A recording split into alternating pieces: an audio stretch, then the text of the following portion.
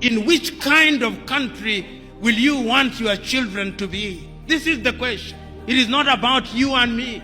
It is about them. This is intergenerational. After we have elected them, you'll then see them sending their arrows ahead. You'll see Bill Gates come and meet your president. You'll see Tony Blair come and meet your president. You'll see Macron come and meet your president. You'll see all of them.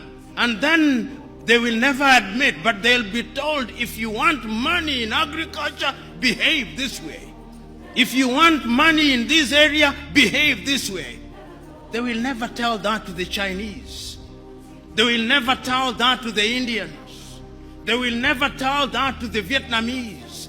They will never tell that to the Koreans. But in Africa, they tell us. That is why, as I speak to you now, under this new scramble, the IMF and the World Bank are back, telling you who to hire in your universities, what to sell and what not to sell. It is a sad situation. So today, as I look at Africa in that new scramble, the Chinese are here, the Turks are here, the British are here, the French are here, the Qataris are here, the Americans are here. This time round, they are so subtle that we don't even recognize them, but they control us. What are we going to do about it? In order to develop, we must do something. It has also been demonstrated that it can be done. I've traveled across this continent and I've seen that development is possible. You go to Rwanda now. They are demonstrating that it can be done. Go to Kigali now. See what they are doing in the health sector in their own small way. See how they are collaborating in the area of mobile telephony in their own small way. It can be done. I've been to Botswana and I've seen what they are doing in their own small way. I've been to Mauritius, see what they are doing in their own small way. And they do not have the resources that other countries have. And I'm giving this example to say that indeed it can be done, and it can be done within the continent of Africa.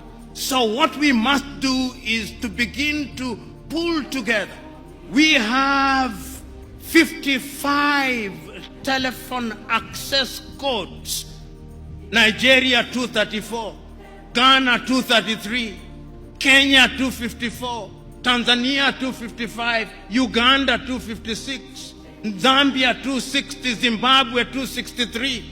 How can we, in this day and age, you cross into Benin, you cross into Togo, you cross into Guinea-Bissau, you have a different internet connectivity. Why can't Africa have a single satellite and a single telephone code so that when I travel from Mogadishu in Somalia to Dhaka in Senegal, like the Chinese do, like the Americans do, like the Indians do, we can have the same, because communication is critical to development. And I'm saying this, part of my agenda is to prick your conscience with live examples, that you may go out there irritated, but irritated to do the right thing. And I'm suggesting that indeed, when we talk about development, this is what we must do. Is Africa conscious of her state? Yes, Africa is conscious. This is what makes me happy. That after all these analysis, it appears to me that Africans have now recognized that going forward, we can only defeat the conspiracies, we can only have development as we are talking about it by working as a team. It is only through industrialization that we are going to be manufacturers in all sectors. Make unity attractive. Because if you don't make it attractive, we will separate, and that will make us weaker. You are here, maximum 40 years, you will have gone upstairs. But after 40 years, in which kind of country will you want your children to be? This is the question. It is not about you and me. It is about them. This is intergenerational. Africa must change. Africa can change. And it can only change if we change our minds. And our minds we must change.